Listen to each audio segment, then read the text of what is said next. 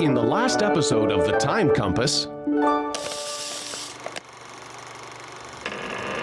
the story goes that around the year 1900 BC, Abraham, the son of a sculptor from the city of Ur, made a deal with God, who promised him the lands of Canaan.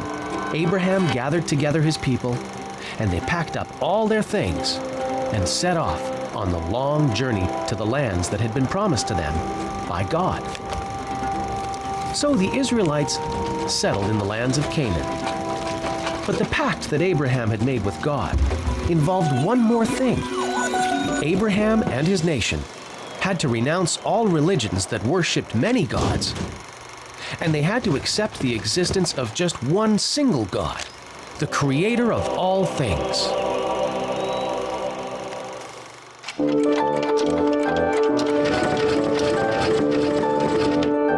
The Time Compass.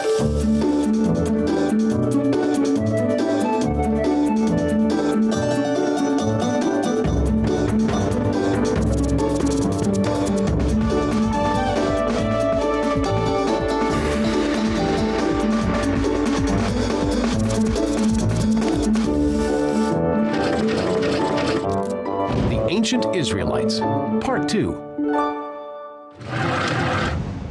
After many years of wandering, the ancient Israelites finally returned to their land, and thus began a magnificent period for their civilization, the time of the kings of Israel. The Israelites needed to choose a king, so a wise man was picked to decide.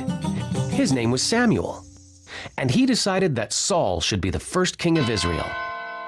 The Israelites needed a strong king because they were under attack from a lot of people. Saul was a very brave king and defeated the Ammonites and the Moabites, but he could not defeat the Philistines. It was during this time that a great story was born about a young shepherd named David who volunteered to fight the Philistines' greatest warrior, a giant named Goliath.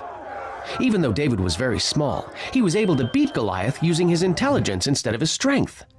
David, armed with only a slingshot, landed a blow right between Goliath's eyes. Having defeated the Philistines' greatest warrior, David drove out the Philistines and brought peace to the land. He became king of Canaan and made Jerusalem the capital. David's son Solomon became the next king. Solomon dedicated his life to building the Temple of Jerusalem, which was one of the most impressive buildings in the ancient world. But many people were trying to conquer Canaan. Solomon did his best to avoid wars and invasions, but the ancient kingdom was surrounded by others, such as the Assyrians, Babylonians, and Egyptians, all of whom wanted the fertile lands of Canaan. In the year 922 BC, Solomon died and Canaan fell into chaos. The Israelites could not agree on how to defend their land, and eventually they divided it into two kingdoms, the kingdom of Judah in the south and Israel in the north.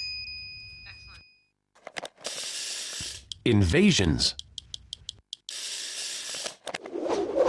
For hundreds of years, the two kingdoms lived apart.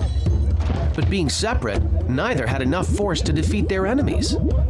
The kingdom of Israel lasted almost 200 years until a mighty king from Assyria, Sargon II, invaded and destroyed its capital at Samaria.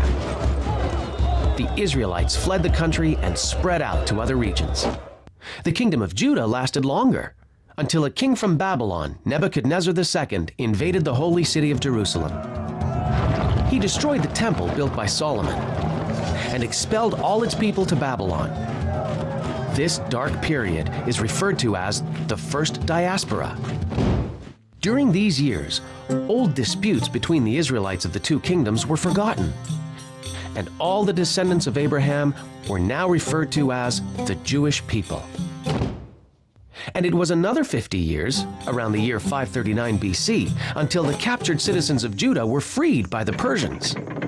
The Israelites returned to the holy city of Jerusalem, where they reconstructed the famous temple built by Solomon. All the hardships they had overcome had made their convictions even stronger, and they gradually decided to isolate themselves from other nations. They wrote down many of the stories of their past and the holy mandates of their religion. They contained these stories and teachings in a book called the Torah.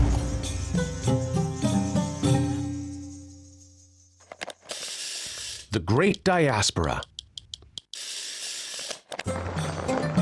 The Israelites lived in peace and dedicated themselves to their religion, culture, and way of life for over 200 years. But new invaders soon entered the picture.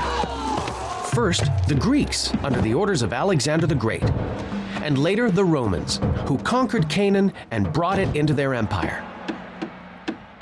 Although they were generally a peaceful nation, the Israelites suffered under the Romans so much that they eventually rebelled.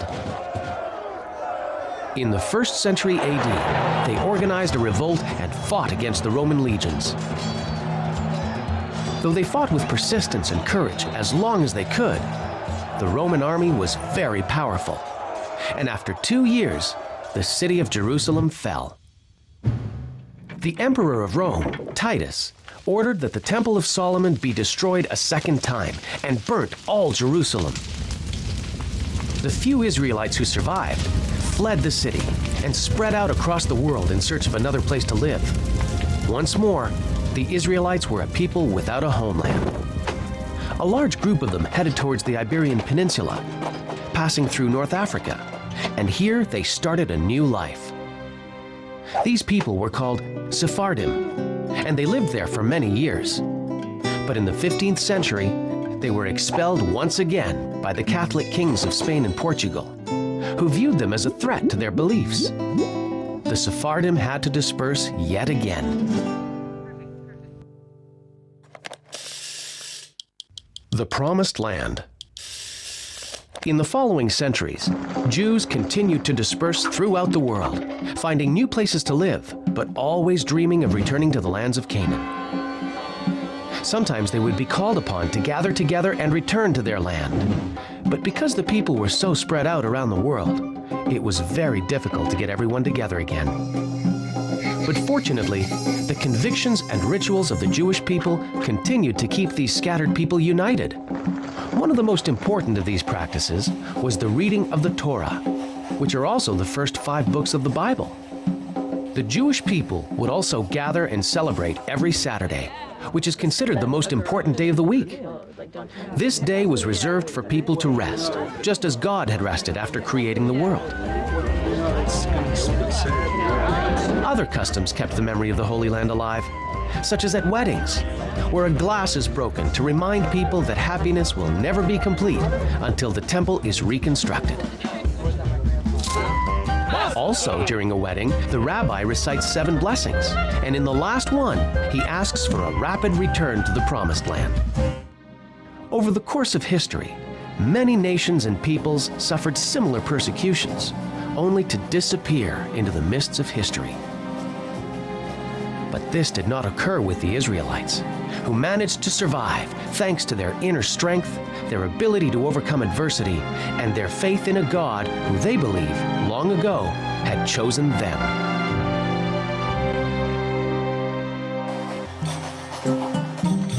Let's dig a little deeper with our time compass and find out what else was going on around the world at that time. The word diaspora means dispersion, and from the time of their expulsion from Spain throughout the 15th century, the Israelites were forced to disperse through Central Europe and North Africa. 6 centuries earlier, between the years 700 and 900, in a faraway land located on the other side of a great ocean, another people also had to disperse, abandoning their cities, which were established in the midst of thick jungles. These were the Maya, and just like the Israelites, they had to wander in search of a new place to live.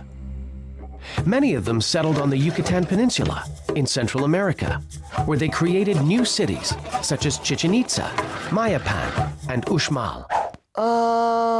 Were the Maya also expelled because they were conquered? Well, Pipo, nobody really knows why. But the difference is, the Israelites were expelled from their lands so that others could live there. But the Maya abandoned their cities without leaving anything or anybody behind. Was it an earthquake? An epidemic? Maybe constant wars? Maybe. Or perhaps a combination of all these things. Some historians think maybe the Maya ran out of food, or their climate changed. Others think it might have been civil wars. Whatever the reason, the splendor of the Maya civilization remained hidden in the jungle for many centuries, until only just a few years ago, when explorers and archaeologists discovered wonderful ruins of ancient cities like Tikal, Palenque, Edzna, and Yaxchilan.